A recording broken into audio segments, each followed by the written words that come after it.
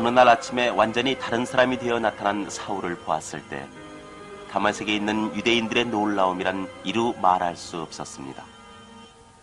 사람들은 사울이 예수님이야말로 구세주라고 열심히 말하는 것을 의아한 표정을 지으며 듣고 있었습니다. 그리고 서로의 얼굴을 쳐다보며 수군거렸습니다. 저 사람은 예수님을 믿는 사람을 사로잡기 위해 이곳에 온 사울이라는 자가 아니냐? 그러나 사울의 얘기를 듣고는 모두들 옳다는 듯이 고개를 끄덕였습니다. 그런데 유대인들 전체를 놓고 보면 예수님을 믿지 않으려는 사람의 숫자가 훨씬 많았습니다. 유대인들은 자기들이 기다리고 바라던 약속된 구세주는 예수님이 아니라고 주장했습니다. 유대인들이 생각하고 있던 구세주는 많은 군대를 거느리고 적군들을 쳐부수는 왕이었던 것입니다. 지금도 많은 유대인들이 그와 같은 구세주가 나타나기를 기대하고 있습니다. 유대인들은 지금도 예수님이 약속된 구세주이시라는 것을 믿지 않습니다. 사울은 꽤 오랫동안 다메섹에서 전도하고 있었는데 예수님을 믿지 않는 유대인들은 반감이 더 심해져 끝내는 사울을 죽이려는 음모를 꾸미기 시작했습니다. 그리고 사울이 성읍에서 달아나지 못하도록 밤낮으로 성문을 지켰습니다. 사울로서는 더 이상 다메섹에 있다는 것이 매우 위험해졌습니다. 그러나 성문에는 파수꾼이 있었기 때문에 쉽사리 달아날 수 없었습니다. 그래서 사울의 제자들 중 몇 사람이 묘안을 짜냈습니다. 크고 튼튼한 광주리를 구해서 거기에다 굵은 밧줄을 메었습니다. 어느 날 밤 그들은 성문에서 멀리 떨어진 아무도 눈에 띄지 않는 곳으로 갔습니다.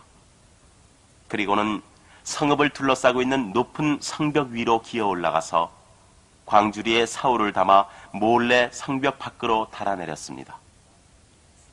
사울은 주위를 살피면서 좁은 길을 지나 간신히 큰 길로 나왔습니다. 거기서 예루살렘을 향해 수백 킬로미터의 길을 걷기 시작했습니다. 다메섹을 향해 오던 사울과 지금 이렇게 예루살렘으로 돌아가는 사울, 한 인간이 이토록 달라질 수가 있을까요? 예수님의 제자들을 모두 사로잡으려고 살기가 등등에 달려온 그 사울이 이제 예수님을 믿게 됨으로써 쫓기는 몸이 되어 도망길에 오른 것입니다. 예루살렘에 도착한 사울은 베드로와 요한과 그 밖의 사도들을 찾아갔습니다. 그리고 이제부터 자기도 그들과 함께 예수님에 관해 사람들에게 가르치려고 하니 함께 생활할 수 있도록 허락하여 달라고 부탁했습니다. 그러나 전에 신자들을 박해하던 사울을 잘 알고 있는 사도들은 무서워 그를 쉽사리 받아들일 수가 없었습니다. 그러나 제자들 중에 바나바라는 사람이 있었는데 그는 사울이 새 사람이 된 경위를 잘 알고 있었습니다. 바나바는 사도들에게 사울이 다메섹으로 가던 중 예수님을 만난 일, 예수님이 사울을 부르신 일, 그 후에 사울이 다메섹에서 열심히 예수님에 관해 많은 사람들에게 가르친 일들을 자세히 설명했습니다. 그때야 사도들은 안심하고 기꺼이 사울을 맞아들였습니다. 사울은 그 후 얼마 동안 사도들과 함께 예루살렘에 머무르며 예수님 말씀을 가르쳤습니다. 사울은 예루살렘에 살고 있는 헬라어를 할 줄 아는 유대인들과도 예수님에 대한 이야기를 자주 했습니다. 그러나 다메섹에서처럼 예수님을 믿지 않는 유대인들이 사울을 죽이려고 음모를 꾸미고 있음을 알았습니다. 사도들은 사울이 더 이상 예루살렘에 있는 것은 위험하다고 생각했습니다. 그래서 사울을 데리고 해변에 있는 가이사랴를 거쳐 더 멀리 북쪽에 떨어져 있는 다소로 갔습니다. 사울은 자기 고향인 그곳에서 얼마 동안 머물렀습니다.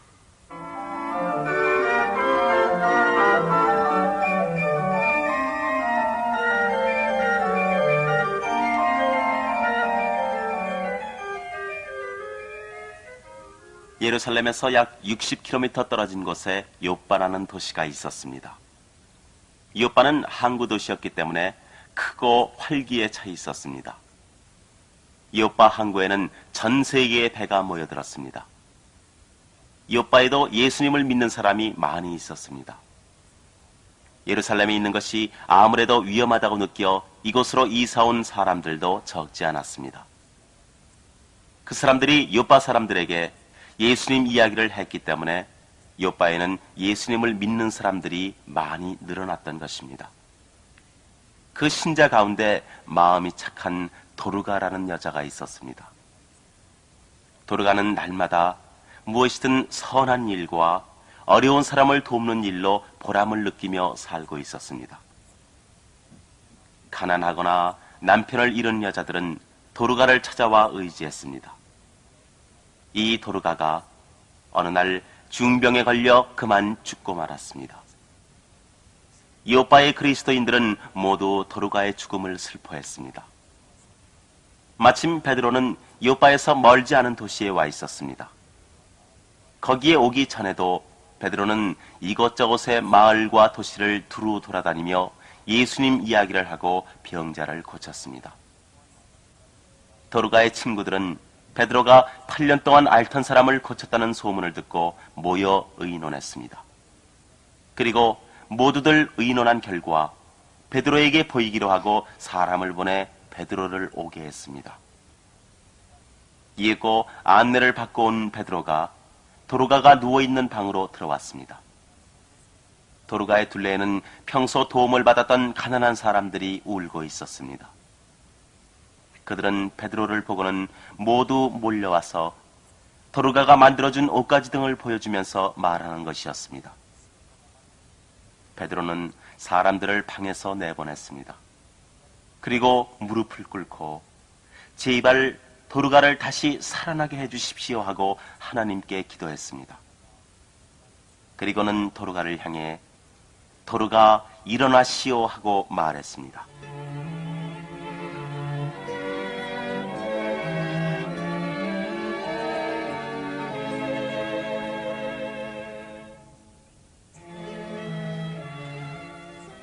도르가는 마치 잠에서 깨어난 듯이 눈을 떴습니다.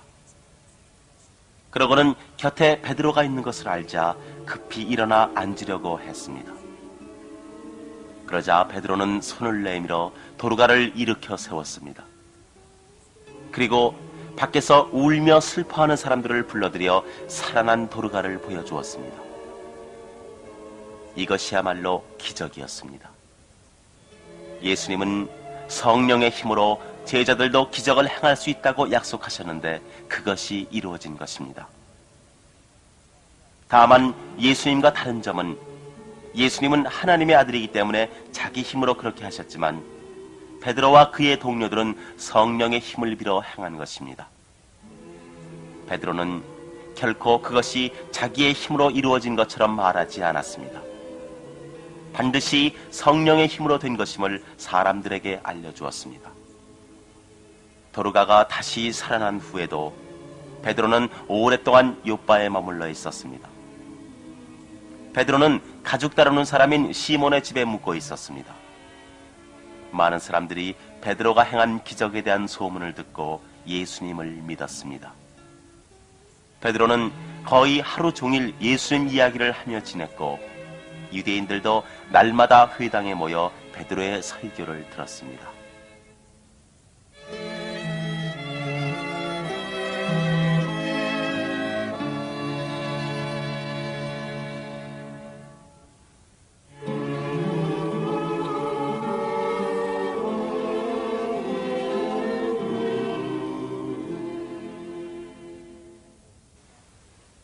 예수님을 믿는 사람들은 이제 상당한 수에 이르렀지만 누구나 유대인이 아닌 헬라 사람이나 로마 사람에게 복음을 전하려고 한 사람은 없었습니다.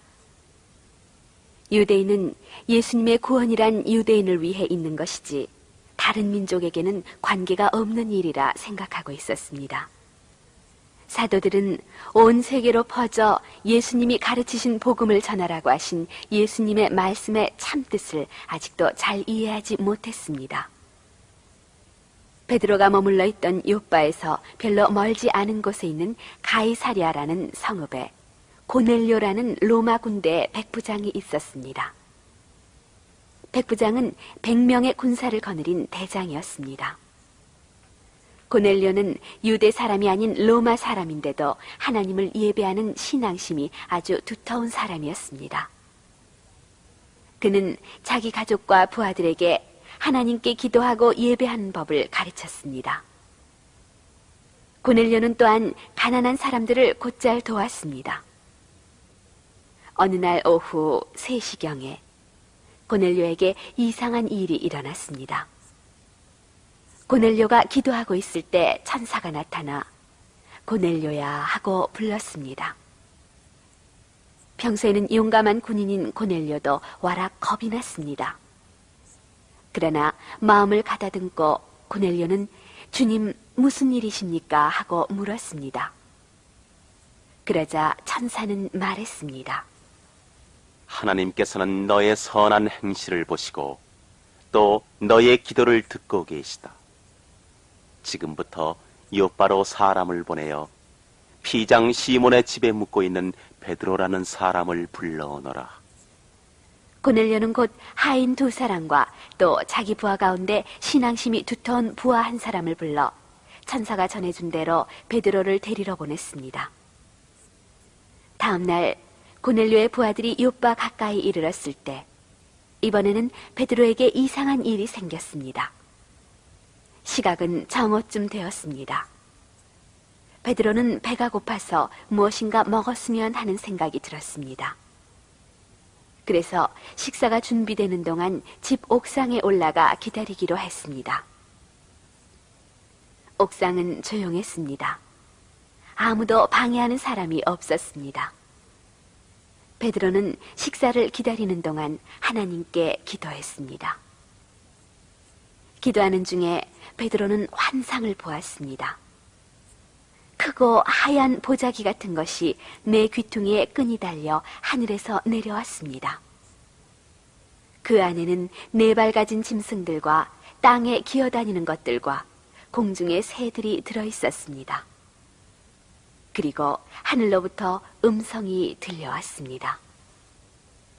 베드로, 어서 이것을 잡아먹어라. 주님, 결코 그럴 수 없습니다. 저는 깨끗하지 않은 것은 먹은 일이 없습니다. 하나님께서 깨끗하게 만드신 것을 더럽다고 하지 말라. 이런 대화가 3번 있은 후 보자기 같은 것은 하늘로 올라갔습니다. 베드로가 이상한 일도 있구나 하고 환상에 대해 곰곰이 생각하는데 마침 고넬료가 보낸 사람들이 베드로가 묵고 있는 집을 찾아왔습니다. 3사람은 문 앞에서 물었습니다. 베드로라는 사람이 살고 있는 집이 여기입니까? 성령은 베드로에게 말씀하셨습니다. 3사람이 너를 찾아왔다. 그들은 내가 보낸 사람들이니 꺼리지 말고 같이 가거라. 베드로는 그들을 맞아들여 그날은 이미 날도 저물었으므로 함께 쉬도록 하고 다음 날 몇 사람의 친구들과 함께 고넬료의 집을 향해 떠났습니다. 고넬료는 베드로를 기다리고 있었습니다. 마중하러 나온 고넬료는 베드로의 발 앞에 엎드려 절했습니다. 베드로는 당황하여 그를 일으키면서 말했습니다. 제발 그러지 말고 일어나시오. 나도 당신과 같은 사람입니다. 그러고 난 후 집으로 들어가 보니 놀랍게도 많은 사람이 모여 있었습니다. 그들은 고넬료의 가족과 친척 그리고 가까운 친구들이었으며 베드로의 이야기를 듣기 위해 고넬료가 부른 것이었습니다. 베드로는 다음과 같이 말했습니다. 여러분, 아시다시피 유대인은 다른 나라 사람들과 사귀거나 가까이 하지 못하게 돼 있습니다. 그런데 하나님께서는 저에게 누구도 속되게 여기거나 더럽게 여기지 말라고 하셨습니다. 그래서 고넬료의 부하가 나를 데리러 왔을 때 거절하지 않고 왔습니다. 그런데 무슨 일로 나를 데리고 오라고 하셨습니까? 나흘 전 이맘때쯤 내가 기도하고 있을 때 갑자기 찬란한 옷을 입은 천사가 내 앞에 나타났습니다. 그리고 선생님을 모시고 오라고 하셨습니다. 잘 와주셨습니다. 지금 우리는 하나님께서 선생님께 지시하신 말씀을 들으려고 이렇게 모였습니다. 나는 지금까지는 하나님께서 사랑하고 계시는 것은 유대인뿐이라고 생각했습니다만 그렇지 않다는 것을 이제야 깨달았습니다. 하나님께서는 하나님을 사랑하는 사람, 하나님이 기뻐하시는 일을 행하는 사람을 모두 사랑하고 계시다는 것입니다. 베드로는 예수님이 어떤 일을 행하셨으며 또한 우리의 죄를 대신 지시고 얼마나 고통을 당하셨는지를 자세히 얘기했습니다. 베드로가 말하고 있는 동안 듣고 있는 사람들 마음에 성령이 내려 전에 사도들이 성령을 받았을 때처럼 사람들이 다른 나라 말을 하기 시작했습니다. 이 사실로 미루어 보아 베드로는 그 사람들도 예수님의 제자가 된 것을 알게 되었습니다. 베드로는 그들에게 세례를 주고 그리스도인이 되게 했습니다. 그리고 예수님이 전 세계로 가서 복음을 전하라고 하신 말씀의 뜻을 알게 되었습니다.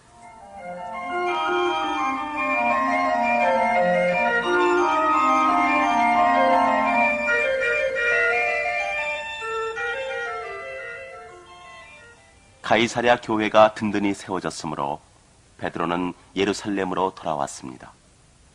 그런데 다른 제자들은 베드로가 가이사랴에서 한 일이 무엇인가 잘못된 것이 있다고 생각하였습니다. 당신은 이방인의 집에 들어가서 그들과 함께 음식을 먹고 또 세례를 주었다는데 어찌하여 그런 일을 했습니까? 모세의 율법에 어긋나는 일이 아닙니까? 그래서 베드로는 자기가 본 환상에 대하여 설명했습니다. 하늘에서 큰 보자기 같은 것이 내려왔고 하나님께서 깨끗하게 하신 것을 더럽다고 여기지 말아라 하는 음성을 들은 일, 고넬료에게도 천사가 나타난 사실과 고넬료의 집에 모여있던 사람들에게 성령이 내려진 사실들을 하나하나 설명했습니다. 하나님께서 그 사람들을 신도가 되게 하셨으므로 나라서는 마땅히 세례를 주어야 했습니다. 모든 사람의 마음을 알고 계시는 하나님께서는 우리에게 주신 것과 마찬가지로 그들에게도 성령을 주셨습니다. 내가 어떻게 하나님을 감히 거역할 수 있겠습니까?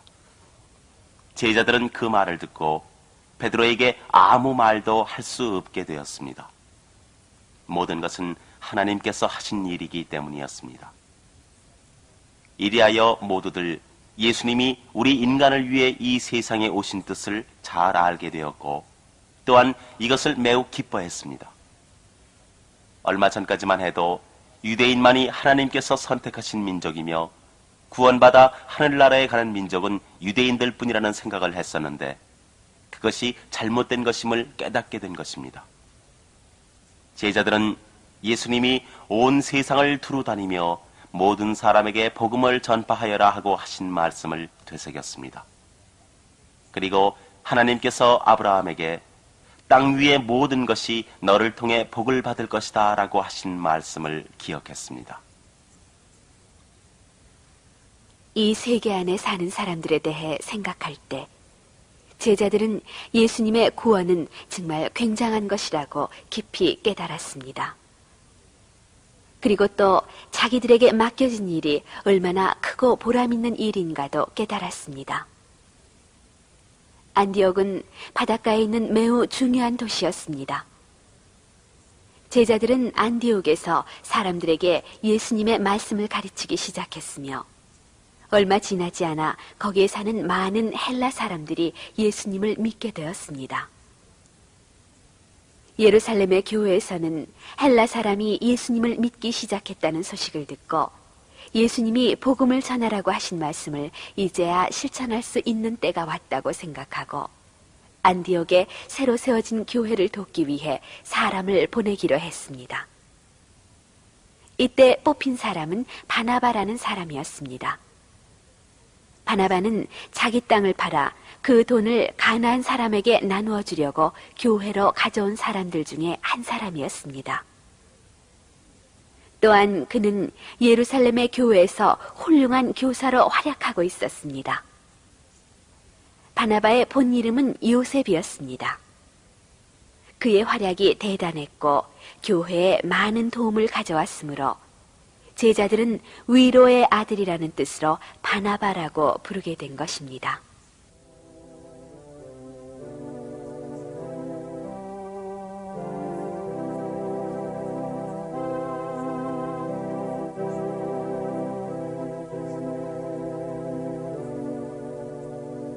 안디옥 사람들은 바나바를 맞아 무척 기뻐했습니다. 새 교회는 자꾸만 발전해서 신자의 수가 늘어났기 때문에 멀지 않아 교회 지도자가 바나바 한 사람으로서는 모자라게 되었습니다. 그래서 바나바는 다소에 가서 사울에게 안디옥 교회를 도와달라고 했습니다. 그로부터 1년간 두 사람은 안디옥 교회에서 하나님 말씀을 전했습니다. 예수님을 믿는 사람들을 그리스도인이라 부르는 것은 이 안디옥에서 비롯됐습니다. 그때부터 오늘날에 이르기까지 줄곧 이 이름은 전 세계에서 쓰이는 말이 되었습니다. 그러나 사울과 바나바가 안디옥에서 전도에 열중하고 있는 동안 예루살렘에서는 끔찍한 일이 벌어지고 있었습니다. 유대를 지배하고 있던 헤롯 왕이 당시에는 예루살렘에 와 있었습니다. 이 헤롯 왕은 전에 세례 요한을 죽인 헤롯 왕의 조카로 숙부와 같은 이름을 가진 왕이었습니다. 이 헤롯 왕은 숙부인 헤롯 왕보다도 더욱 잔인한 왕이었습니다. 예수님을 믿지 않는 유대인들의 비위를 맞추기 위해 헤롯은 예수님이 가장 사랑했던 세 제자 중에 하나인 요한의 형제 야고보를 체포해서 그를 죽였습니다. 그러자 예수님을 믿지 않는 유대인들은 좋아했습니다. 헤롯 왕이 자기네들의 편이 되었으니 이제 멀지 않아 이 세상에 그리스도인은 한 사람도 없을 것이라고 흐뭇해했습니다.